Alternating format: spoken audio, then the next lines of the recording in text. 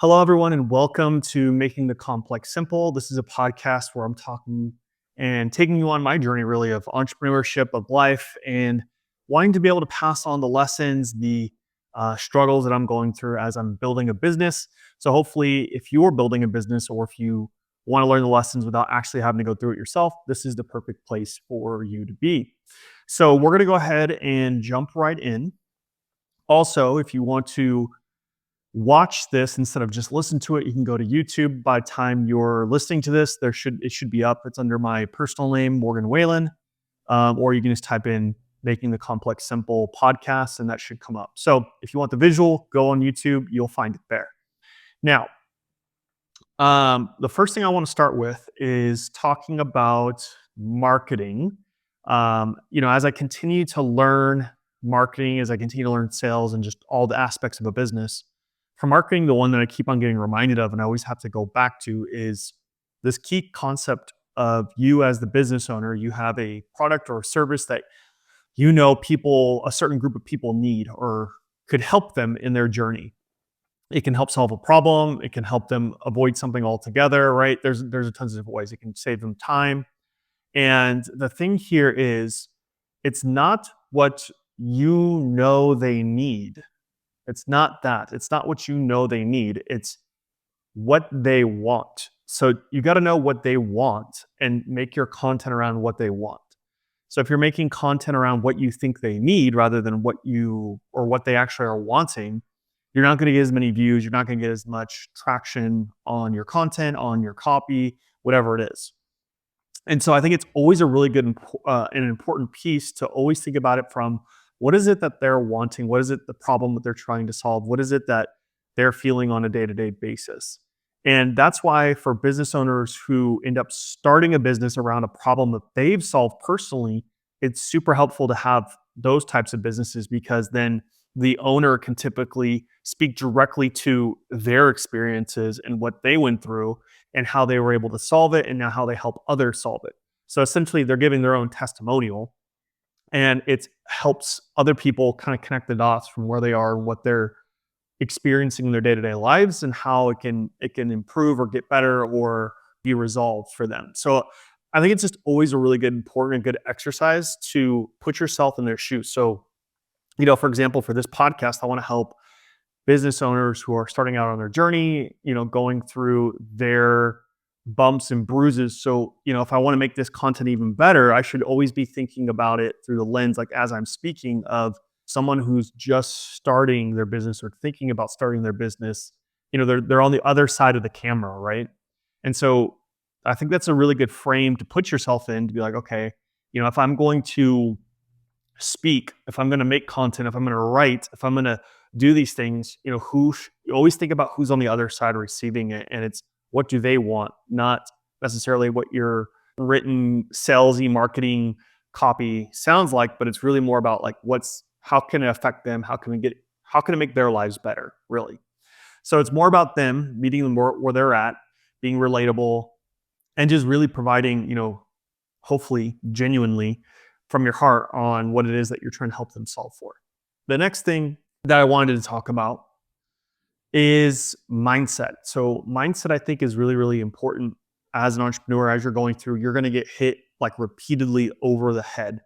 You're going to be going through the valley of despair a lot longer than you think you should or you think is like other people go through. Everyone goes through this. And it's really important about understanding metrics that you can set for yourself and hit for yourself. So, for example, if the end goal is to get more customers, well, how can you break down the steps in which you're trying to acquire customers into small little pieces that then you could say, okay, did I get this first piece right? Yep. Okay, good. Now I'm going to move on to the second piece. Is the second piece to where we want it to get to? Yes. And then there may be 5 pieces, 10 pieces, depending on how intricate your setup is, your acquisition strategy is. But the whole point is like, how can I break it down, get that piece to the point where I want to, then move on to the next piece and slowly build over time. So for me, for example, like, all right, I was trying to target with my ads when I first started, at the bottom, like the call it 2%, 3% of the market of people that are ready to buy, like business owners that are ready looking for an option. But when you do that, you're competing with everyone else. So it becomes really hard and you end up getting price shopped a lot. So my strategy changed to like, okay, how can I create my own market? But then that's a lot of time building, investing into your platforms or your emails or whatever you're using to generate content, to then build a following. So I think it's always important to know like what you're optimizing for, because I think a lot of times when people get into the social media game or the YouTube game or just the creation game, they're thinking about how can I get the most views possibles. And I want to challenge that thought real quick, because if you're a business owner, then the goal isn't to get as many views as possible. It's to get the right people watching more than the total quantity of views. So say, for example, you have a piece of content that gets 10,000 views. Well, that's great. But if no one who's your ideal avatar or ideal customer is actually watching that, then did it actually help your company move in the right direction? Probably not, right? So I would rather have, 100 view piece of content that is all of my ideal clients watching it, rather than 10,000 view piece of content that has none of my ideal client watching it. And I think that's one of the big differences between a content creator and a business owner who uses and leverages content. So a content creator is trying to optimize for the most views, likes, comments, shares, engagements. While those things are important for a business owner who makes content, that's not the priority. The priority is, how does this help build the relationship? How does this get them to move one step farther down the funnel into potentially becoming a client? So two different things. So the whole point here is, one, you need to break down all of your steps into small mini steps so you can see that you're making progress in those mini steps. And then eventually you can get across the bridge or get across to conversions. Because if you can break it down into smaller steps, you can get smaller feedback loops, faster wins, more reward, and letting you know you're going in the right direction. And then the other part is like, what are you optimizing for? And this is more of like a focus or a disciplined approach of like, okay, what do we want to achieve? Because whatever you set as the goal, that's what you're gonna naturally, you and your team are gonna move towards that. So you want to make sure you're picking the right things. So again, going back to that views example, are you trying to optimize for the most views? Well, if you're doing that, then you're going to make controversial content that just polarizes people, and you're going to get a whole bunch of like people that either love you or hate you in your comment section, right? Is that what you really want if you're doing it for trying to get people to buy from you or purchase from you later on down the line? Maybe not. So the strategies and tactics to get the most views may not align with what you're trying to optimize for. So it's really, really important to know what metrics, what numbers am I looking for to make sure I'm moving in the right direction for my business, for my content, for my marketing, for my sales, whatever department that you're in. So that moves us into the number 3 thing that I wanted to talk about. And one of the posts I made on my personal channel on Instagram, Morgan E. Whalen, was something to the effect of like, goals make demands. So like the higher or harder your goals are, the more it's going to demand of you. And the reason why I made that post, and I think it's really, really important, is because it's helped me become a better version of myself. And so ultimately, you're learning the lessons on here to make a better business, but then also to be a better person. Hopefully, you're learning more skills, you're learning more character traits, you're learning things that you didn't before, and you're becoming a better version.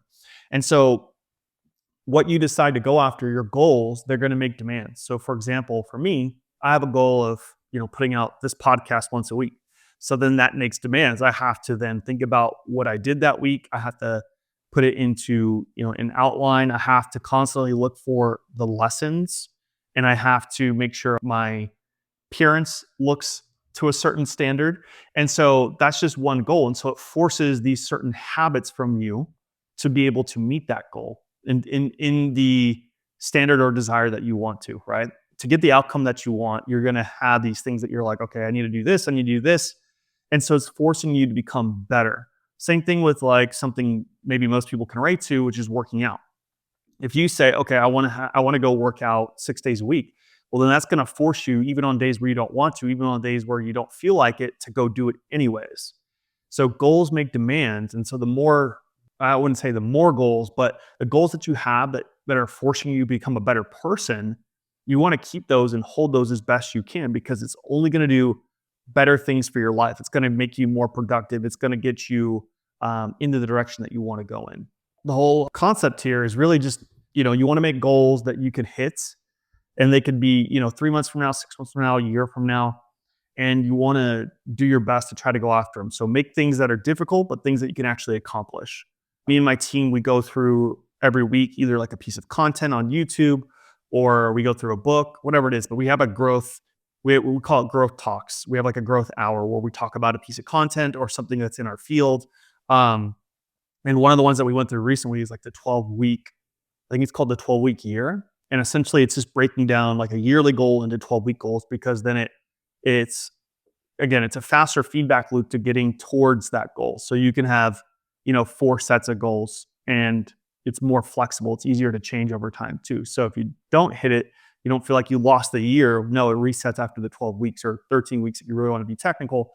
But I think that's a great framework to think about. Maybe you can take a year goal, cut it down into quarterly, and then from there, that drives your actions and behaviors on a daily basis, because you're like, well, shoot, I said I need to hit this goal. So now I need to go put in at least this much work.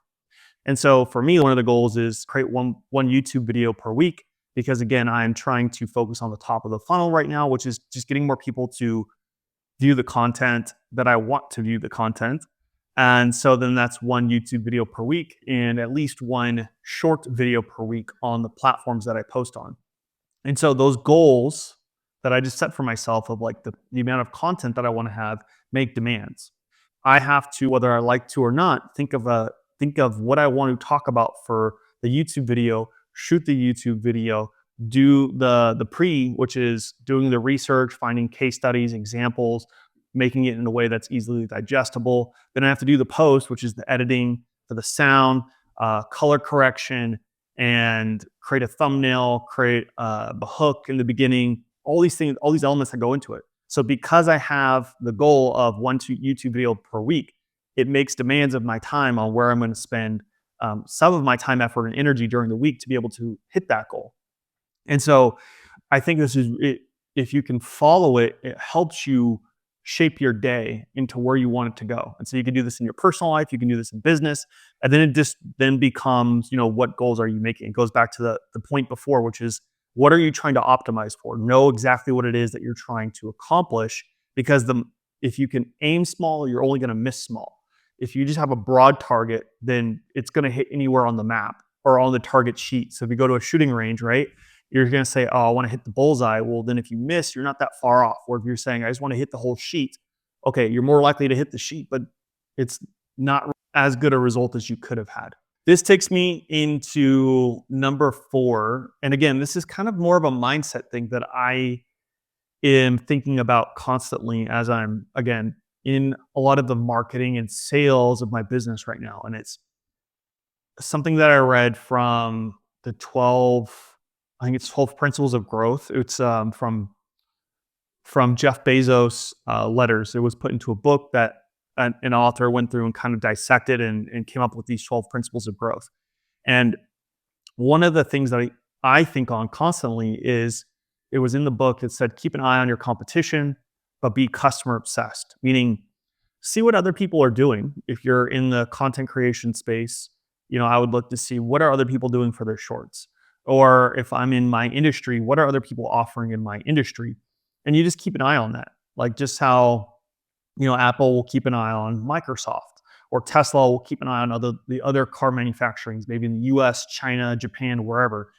And so they keep an eye on them, but they're really the main focus, the thing that they're really looking for is being customer obsessed, meaning how can I get this to my customer quicker? How can I add more features and more values? How can I reduce the amount of effort, time, and energy they need on their end on any part of the process that they're involved in? And so they always think about it from the customer lens. And I always think that's a really great method to think through. It's not about what your competition's doing, it's what the customer wants, needs, and desires are. So that kind of goes back to the first point that we talked about, which is it's not what you think they need, it's actually what they want. So understanding what they want, and I would also go one step further of, okay, what is it that they want? And then why is that coming up in their life? Like, what's the actual root cause of this problem that they're having or this desire that they're wanting? How can I get to the root of it and solving it rather than band-aid symptom solution, like, giving them a drug rather than telling them you need to fix your diet. You want to get to that level as well to understand, like, okay, what's the root cause at which I'm trying to help them solve their problem or get to the desired outcome that they're looking for in their life. Okay. And then that leads me on to number 5. One, again, these are just things really, I think this week is a lot of more, where's my focus, my time and attention going towards rather than, here's these mistakes I made. So number 5 is thinking about, what to offer people in my space. So as a business owner, one of the ways to generate interest in what you're doing is to offer some free things, some free resources. You see this all the time in businesses. You can get your first session's free, or if you're doing software, your first 14 days on our platform's free, and you get the pro version. This is a common tactic by businesses to get people to try the thing, to get on board with the service. And so I'm thinking in my own head all the time, like, what can I offer people that other businesses in my industry would charge for? Because if I can offer it for free and hopefully at scale, meaning I don't need to be on the call, hopefully for these things, then that's great because more people will then gravitate towards my free thing rather than paying for it from someone else.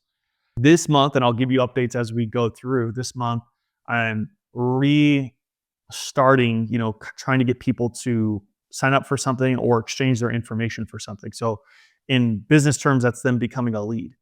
And one of the things I'm doing is a newsletter. And I've already been rolling out the newsletter. I've been doing it for about a month and a half now, 2 months. And it's really really core distilled knowledge that I've picked up through my years of helping business owners or things that I've learned through finance and investing, pretty much very, very things that they can apply today, tactics that will help them either save money in their business or increase their revenue. I think it's really distilled. It should, it's simple to read. I try to give examples. I try to get to the main point as quickly as possible. And there's not a lot of, there's no fluff in these newsletters. So that's one of the things I'm going to offer.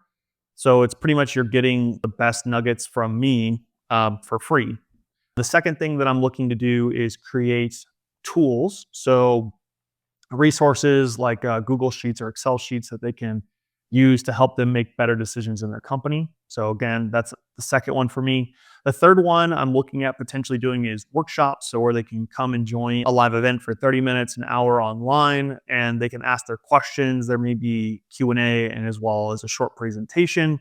And then the fourth one I'm going to test out is pretty much a health diagnostic, but for their finances, because my company does financial services. So I help them with optimizing their cash flow, understanding their financial statements, how to invest the capital that they have into making more money or getting a return on investment, those types of things. And so those are the 4 I'm going to try out. And I'm going to try out one a week and see which one does the best. What are people interested in?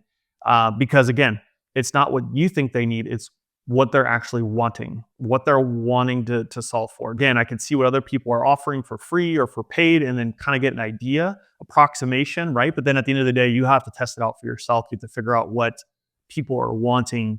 In my case, which is business owners, what are they wanting? How can I help them solve their problems where I'm not giving up all of my time, right? And I'm just giving, and I'm kind of like the martyr, right?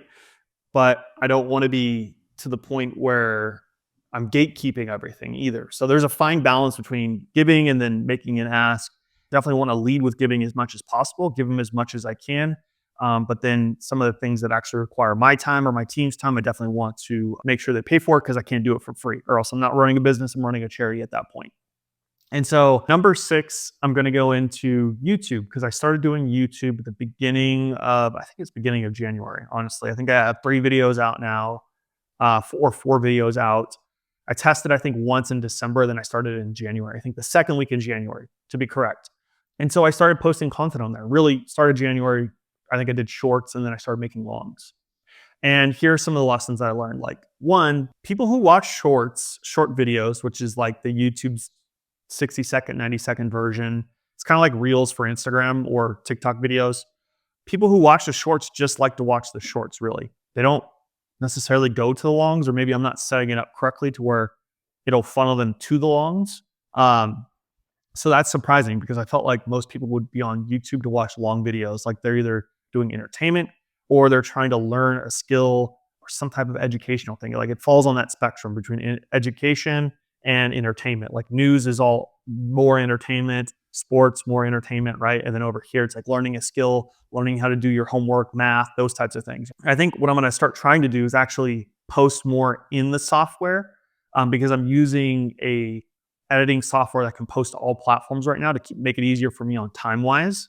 And so I think I need to go back in once the video is posted and then link to the longer forms of content. And I think hopefully that will help drive people from the short to the long.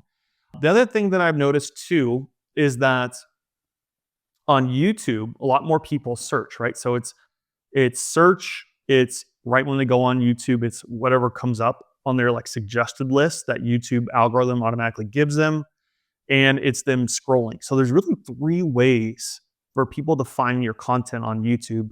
Um, Three main ways, I should say. And that's a lot more variation than Instagram and TikTok, I feel, where those ones, it's probably almost everyone just scrolls, right? Very rarely you're going to go to the search or just go to the Explorer. You're just going to go right over to the Reels or the homepage on TikTok and just start scrolling most of the time. And so I think what YouTube really has an advantage on is being able to search for things and having it pop up in your home feed. Like a lot of people will scroll the home feed and then click on a video. So why does that matter? Well, I think your headline matters way more in YouTube Shorts than it does in Instagram or any other platform. What I've found is that if you can pique someone's interest with the title, or if you can solve for a very specific problem with your title, then you're going to get more clicks. So if you just say, some generic thing, or if you don't put a title at all, then you're definitely not going to really get any views at all on your shorts. But if you say, for me, I'll post content like, here's 3 ways to save this many dollars in your business, right?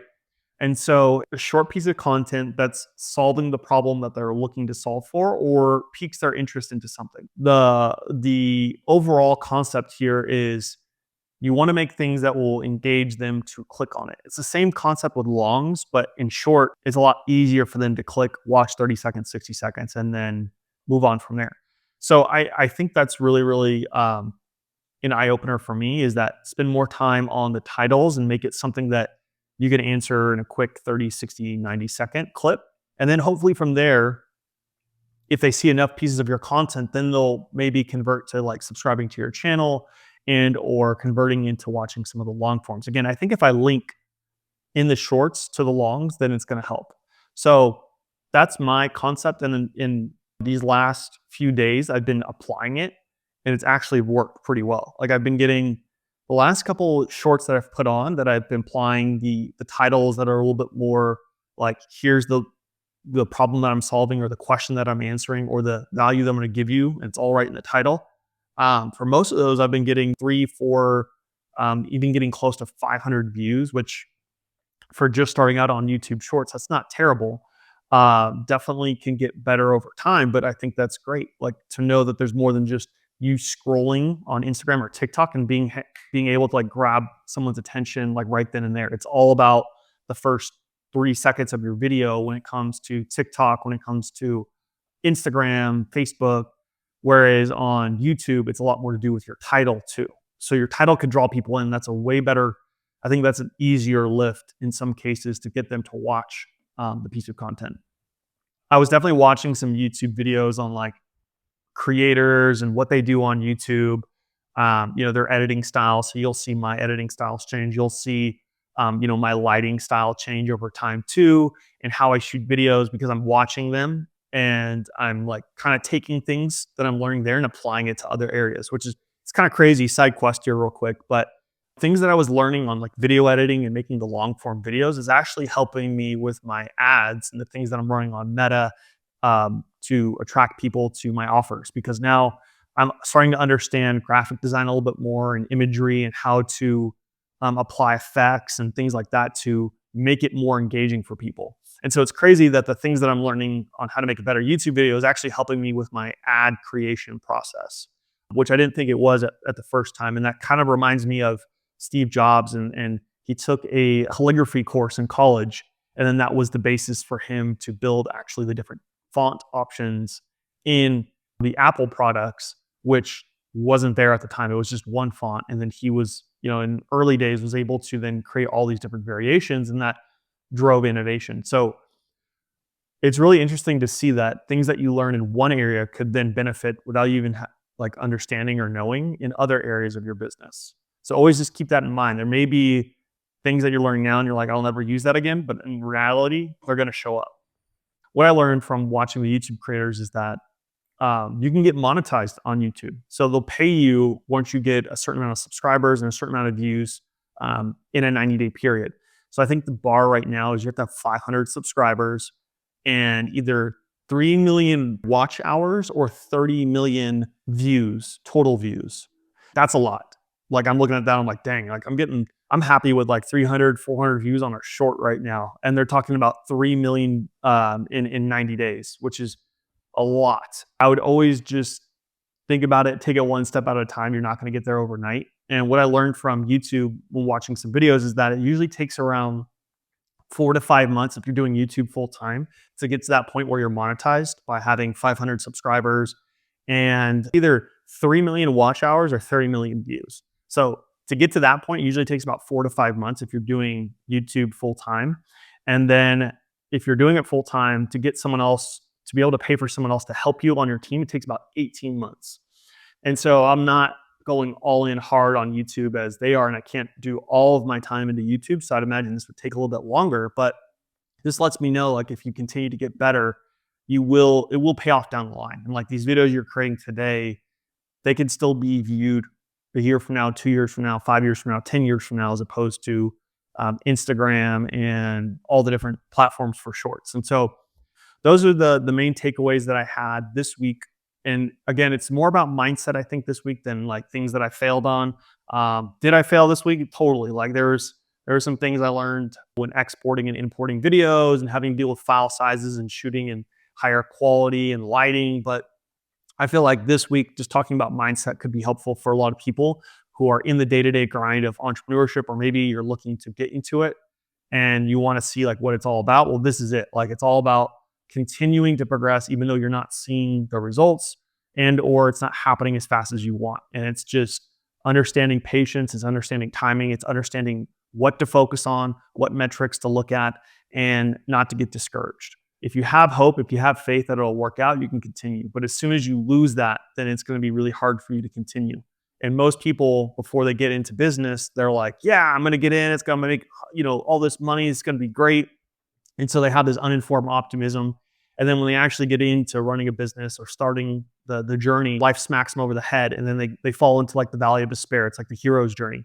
And most people then quit at a certain point in the valley of despair because they're like, oh, there's no more hope. Oh, I didn't know it was going to be this difficult. And so there's all these things that come up. And I think a lot of it is in your mind. And so if you can understand how to manage your emotions and understand how to have frameworks to think through things on, okay, I am making progress, I'm moving in the right direction, it's going to help you get through the valley of despair. That's what I want to see happen. I want to see more entrepreneurs make it through the valley of despair, run successful businesses, and change the world and make it better than when they entered the world. And so hopefully this was helpful to you. If there was something that stood out to you, I'd love to know what piece it was in particular. Also, it's not enough just to listen. And I harp on this every single time at the end of every single podcast because I did this for a long time where I listened and I absorbed, but I never took any action. And so if you're listening to this, you need to ask yourself right now, what can I take action on? What can I do today? What can I implement? It could be mindset. It could be behavior. It could be, I'm going to start setting some goals. I'm going to make goals that are demanding of myself so I become a better version of myself. What are the things you're taking away? Because if you just listen and you don't apply, then all you're doing is stacking knowledge, but you're not actually creating wisdom. You're not actually implementing. And so what I want you to do is take action as quickly as possible towards the direction you want to go in your life, towards the outcomes that you're wanting. So hopefully this was helpful. If you did find this helpful, share it with someone who you think could be needing to hear this as well, and or leave a review, and I'd greatly appreciate it. But that's all on this one, and I'll catch you on the next one.